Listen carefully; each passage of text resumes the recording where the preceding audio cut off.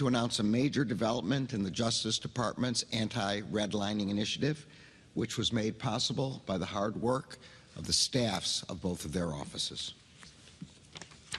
But first, I would like to address those who are living with understandable fear in the wake of Hamas's terrorist attacks on Israel. As the FBI has noted, we are seeing an increase in reported threats against faith communities, particularly Jewish, Muslim, and Arab communities and institutions. Last week, I directed all 94 of our United States attorneys' offices and the FBI to be in close touch with federal, state, and local law enforcement partners in their districts. Yesterday, I met with, and today and tomorrow, I will continue to meet with our U.S. attorneys and federal, state, and local law enforcement officials here in Florida. I have also directed our U.S. attorneys to reach out to religious and other community leaders in their districts to reaffirm our commitment to them and to assess what additional support they may need. The entire Justice Department remains vigilant in our efforts to identify and respond to hate crimes, threats of violence, or related incidents, with particular attention to threats to faith communities. And as always, the Justice Department remains focused on doing everything we can to keep Americans safe from the threat of terrorism. We are here today to announce Ameris Bank's agreement to enter into a consent decree regarding our allegations that the bank engaged in redlining in violation of the Fair Housing Act and the Equal Credit Opportunity Act. Redlining occurs when lenders deny or discourage applications or avoid providing loans in neighborhoods because of the race, color, or national origin of the people who live in those neighborhoods. Our complaint alleges that the bank denied or discouraged home loan applications and other credit opportunities and services in major Black and Hispanic neighborhoods here in Jacksonville. As a result of our investigation, we have reached a settlement agreement with Ameris. If approved by the court, the bank would pay $9 million to expand access to credit opportunities for residents of Black and Hispanic neighborhoods in Jacksonville. This investigation is part of the Justice Department's Combating Redlining initiative, which I launched 2 years ago this month.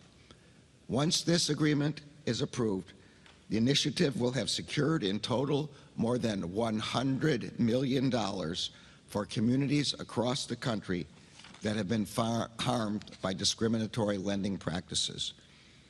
Our complaint alleges that the bank located its branches in specific areas of Jacksonville to serve majority white neighborhoods and to avoid serving Black and Hispanic neighborhoods.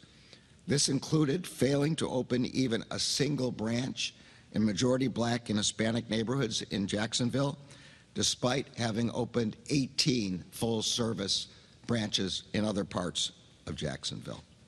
For example, we allege that in 2019, Ameris closed 2 of its Jacksonville branches as part of its so-called efficiency initiative.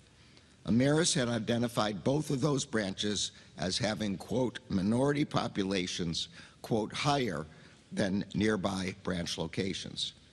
One of those branches, which was located within what Ameris called the, quote, urban core of Jacksonville, was the closest branch to most of the city's majority Black and Hispanic neighborhoods.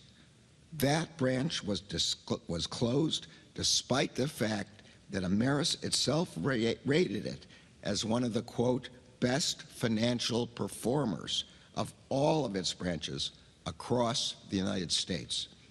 Ameris did not close any branches in the majority white areas of Jacksonville as part of this so-called efficiency initiative. In another example, we allege that in 2020, Ameris sent out a, quote, free checking mailer that the bank said was targeted to low and moderate income areas in majority minority neighborhoods. Ameris mailed out over 22,000 postcards with images of white models to 13 zip codes in Jacksonville. Not one postcard was sent to a single resident in a majority Black and Hispanic neighborhood. Between 2016 and 2021, other lending institutions comparable to Ameris generated loan applications from residents of majority Black and Hispanic neighborhoods at over 3 times the rate generated by Ameris. The majority of the $9 million in relief that Ameris will pay under the consent order will be in the form of loan subsidy funds. These funds can be used by residents for down payments, to lower their interest rates, or to make home improvements that will increase the value of their homes. In addition, the settlement requires Ameris to open or acquire its first full-service branch located in a majority Black and Hispanic neighborhood in Jacksonville. That branch will be located on the St. Johns River in a retail-oriented, visible location. In a few minutes, Assistant Attorney General Clark and U.S. Attorney Handberg will provide additional information regarding the Ameris settlement. Discrimination in lending has its roots in a nearly century-old government program that denied Black Americans access to credit services to obtain home ownership. But as today's redlining case makes clear, redlining is not just a relic of the past. Indeed, some of the neighborhoods that we allege Ameris redlined are some of the same neighborhoods that federal agencies originally redlined in the 1930s. Moreover, the harm of redlining is not felt only by individuals and communities that are redlined today, but also by the next generation and the next. Redlining makes it difficult for people of color to accumulate wealth through the purchase, refinancing, or repair of their homes. This has contributed to, and it continues to deepen, the persistent wealth gap in our country. This kind of discrimination in lending violates federal law, and it is contrary to the promise of equal access to opportunity upon which both our economy and our democracy depend. That is why 2 years ago, I announced that the Justice Department would launch the Redlining Initiative that I mentioned before. This initiative has brought together the Justice Department's Civil Rights Division and our other U.S. attorneys' offices with bank regulatory agencies and state attorneys general. Over the past 24 months, we have reached a total of 10 settlements with lending institutions to resolve allegations of redlining. And as I said at the outset, subject to court approval of the Ameris settlement, the Justice Department will have secured more than $100 million for communities across the country that have been harmed by discriminatory practices. In each of these cases, we reached resolutions that involve lenders making significant financial investments to remedy their alleged discrimination.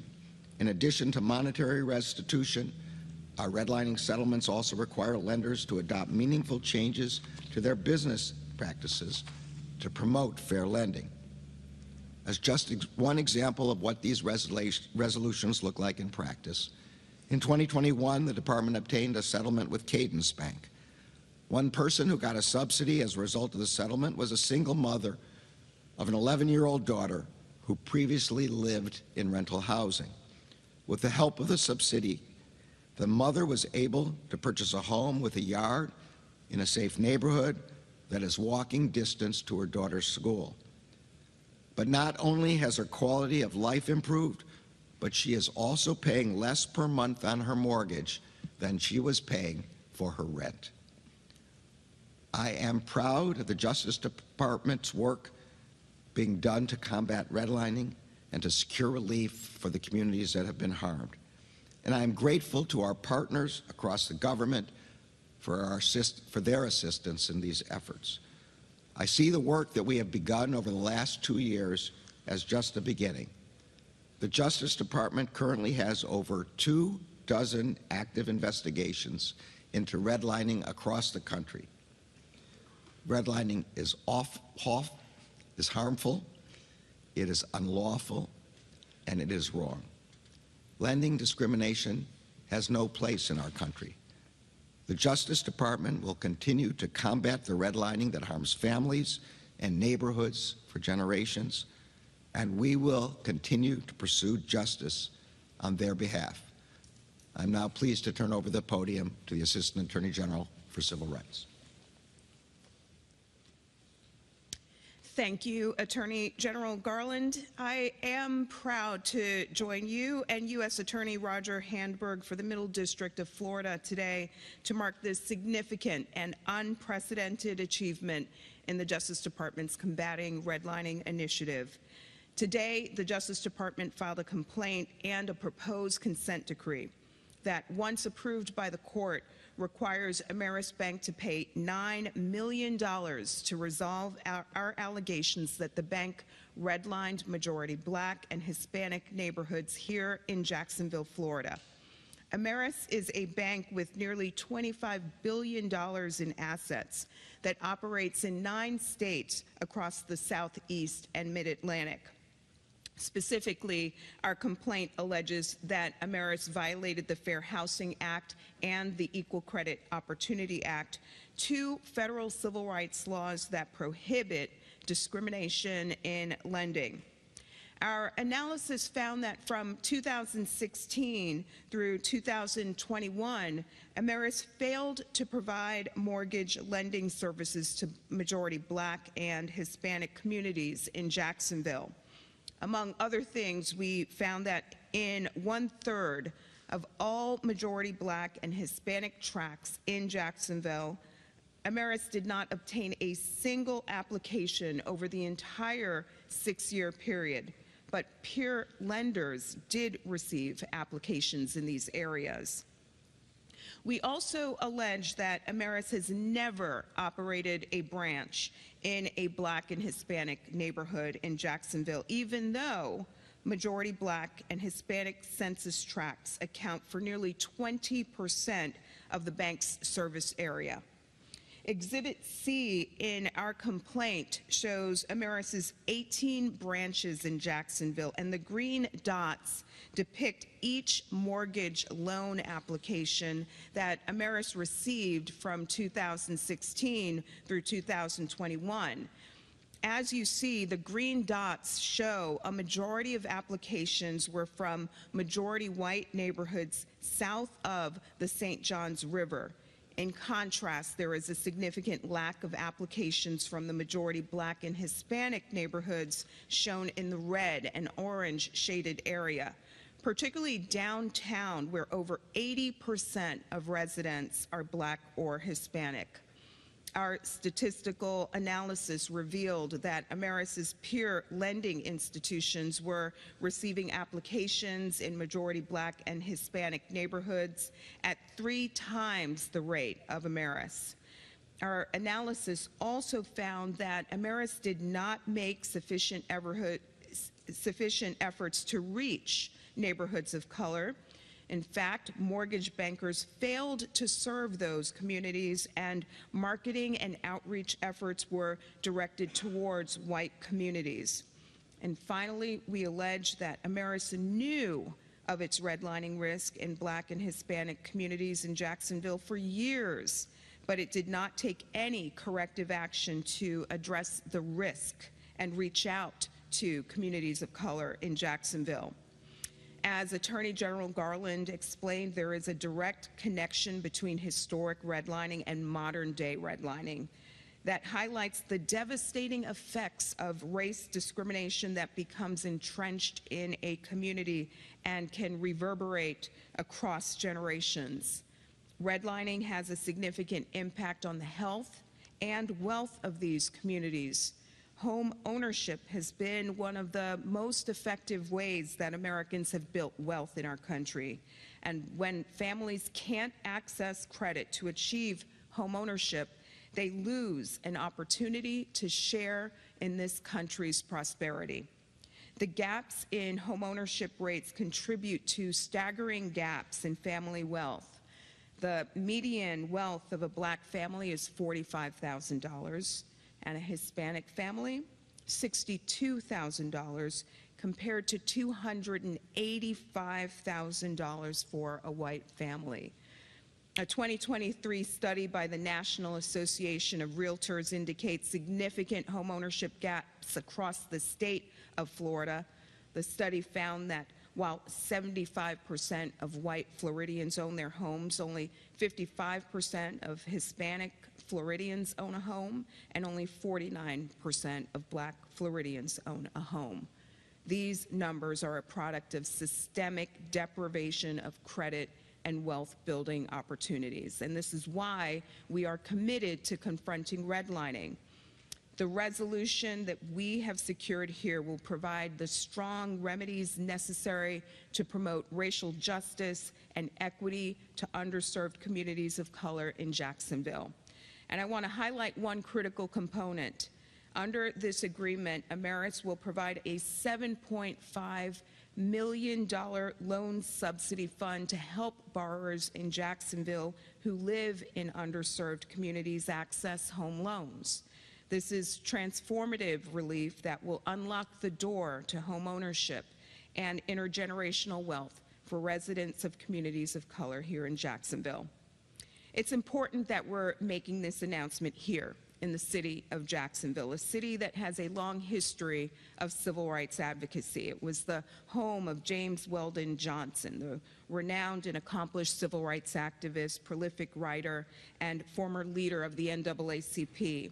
It was also the site of civil rights protests dating all the way back to the early 20th century, where residents boldly organized and participated in protests and boycotts of the city's segregated streetcar system. Decades later, in the 1960s, black protesters participated in lunch counter sit-ins, even at the risk of physical violence and abuse, including the infamous Axe Handle Saturday attack. I hope that this announcement builds on that proud tradition and fuels ongoing efforts to ensure full equity for all. We're sending a message today. Banks and mortgage companies need not wait for the Justice Department to come knocking at its door. We encourage financial institutions to proactively assess their redlining risk and immediately take corrective action to reach underserved communities in their market areas. We will not stand idly by while financial institutions avoid communities of color in their markets or erect barriers that make it harder for residents in underserved communities to receive lending opportunities. These communities have waited far too long for equal credit opportunity, and they are entitled to equal access to credit that the law demands now. Combating redlining is one of the most important strategies for ensuring equal opportunity today. By taking on the discriminatory lending practices of banks and mortgage companies, we're helping to ensure that more Black, Hispanic, and other communities of color are able to buy a home, generate wealth, and fulfill the American dream. This settlement marks a new pinnacle in our efforts to bring an end to redlining and provides tangible relief to communities that have been starved of access to credit for far too long. I want to thank colleagues in the Civil Rights Division of the Justice Department and here in the Middle District of Florida for their work and efforts. I also want to thank the City Teen Center for hosting us this morning. I'll now turn the floor over to U.S. Attorney Handberg to provide more information about our resolution with Ameris.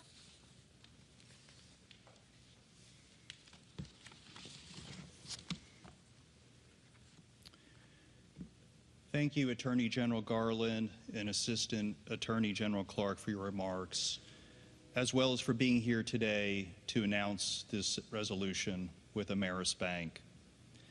Attorney General Garland, your Combating Redline initiative represents the department's most effective and coordinated effort to address redlining and has resulted in the department, through the Civil Rights Division and my office here in the Middle District of Florida, bringing the very first redlining case in the history of the state of Florida. I would also like to thank our partners in the Civil Rights Division's Housing and Civil Enforcement Section, Deputy Chief Lucy Carlson and Trial Attorney Jenna Radin. Your work, along with Assistant United States Attorneys Johanse Pettis and Michael Kenneth, has resulted in an impactful resolution that is going to help majority Black and Hispanic communities in Jacksonville for years to come. As Assistant Attorney General Clark has announced, the proposed consent order filed today secured a $9 million settlement with Ameris Bank. I want to take a few minutes to explain what this will mean for majority Black and Hispanic communities in Jacksonville once the settlement is approved by the court. The $9 million in monetary relief is divided into three parts. First, as you heard, Ameris Bank is going to invest $7.5 million in a loan subsidy fund. This fund will subsidize home mortgage loans, home improvement loans, and home refinance loans in majority Black and Hispanic communities in Jacksonville. Ameris Bank will offer qualified applicants numerous forms of assistance, including offering an interest rate below the prevailing market rate, direct down payment assistance, direct closing cost assistance, and payment of the initial mortgage insurance premium where applicable. Second, Ameris will spend at least $600,000 on partnerships with one or more community-based organizations to provide residents of majority Black and Hispanic communities in Jacksonville with services related to credit, financial education, home ownership, and foreclosure prevention. And third, Ameris Bank will devote at least $900,000 on advertising, outreach, and consumer financial education targeted to residents of majority Black and Hispanic communities in Jacksonville. Ameris Bank will provide the community with outreach programs to inform real estate brokers, real estate agents, and developers with information about its products and services. And Ameris Bank will develop a consumer financial education program to provide training and counseling services about consumer finance and credit establishment to individuals in majority Black and Hispanic communities here in Jacksonville. The proposed consent order also will require Ameris Bank to adopt policies, practices, and procedures to ensure its compliance with its fair lending obligations. Ameris Bank will hire a qualified third-party consultant to conduct an independent review of its fair lending program in majority Black and Hispanic neighborhoods across all of its markets. Ameris Bank will employ a full-time director of community lending to oversee the development of its lending in Black and Hispanic neighborhoods in Jacksonville. And the bank will ensure that at least 3 mortgage loan officers are dedicated to serving majority Black and Hispanic communities here in Jacksonville. Finally and importantly, subject to regulatory approval, Ameris Bank will open or acquire 1 full-service branch located in a majority Black and Hispanic census tract located north of the St. Johns River in Jacksonville. As you can see from some of the terms of this settlement, the resolution reached is designed to have a lasting impact on communities of color in Jacksonville. The allegations brought in this case are significant, and the message is clear. Modern-day redlining will not be tolerated in the Middle District of Florida. I want to acknowledge Ameris Bank for its cooperation during this investigation and its agreement to resolve this matter. My office will work with them to ensure that the terms of the consent order are met to the fullest. We will be with them every step of the way to ensure that this relief reaches the communities of color here in Jacksonville. Thank you, and I'll now turn the podium back to the Attorney General. That will take a few questions.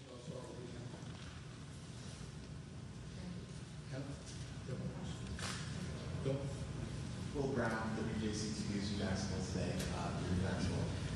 Attorney General Garland, how specifically will eradicating discrimination and enforce strength of the wealth gap that is prevalent in Jacksonville? And how many people does the Department of Justice suspect this benefit will help? So as a general matter with respect to the wealth gap, a very significant part of the way people build wealth in this country is through home ownership, through repair of the homes, through improvements of the homes. If you can't have home ownership, you lose a major asset that everybody else in the country uses to build wealth. Now, I'm going to let Roger talk specifically about Jacksonville. It's going to have a great impact here in Jacksonville. And so one of the things that we have done in this settlement to try to give meaningful relief to as many people as possible is we have a $20,000 cap on the subsidy. And that's in time, and we specifically chose that amount to pick something that would have a meaningful benefit to the people here in Jacksonville, but that would allow for as many people as possible to take advantage of the benefits for this settlement. Thank you. Owen Hayes, NBC News. This time I'd ask you one on topic as well as something at the top of your remarks. To start off with, what is the sort of timeline that we're looking at for the settlement? And when will those loan subsidies be made available in your estimation? And then additionally, to the top of your remarks and those rest that you acknowledged, is it accurate that at this time, based on what you're seeing, that there are no specific plots that you're monitoring at this time, just more of a general hedging threat environment? Well, I'll take that question first, and I'll let Roger answer the specific ones. As I said, and as all of you have seen, there has been a significant increase in reported threats all across the country. And I met yesterday with law enforcement. I'll be meeting today and the following day with law enforcement across Florida, both state, local, and all three, state, local, and federal, to be sure that we are adequately prepared to meet all those threats. Now let me let Roger answer the specific question. Well, the first step in terms of when the subsidies will come out is the approval of the proposed orders. So we filed the complaint this morning with the proposed order, and so nothing will happen until the judge reviews that and has an opportunity to enter it.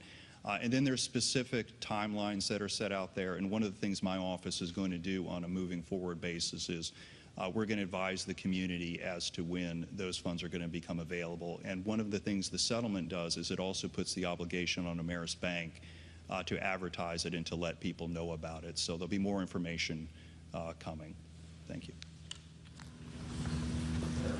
Charlie McGee, I'm with the tributary, and obviously this case is specifically focused on Ameris, and a lot of the allegations compared Ameris' practices to other banks in the area.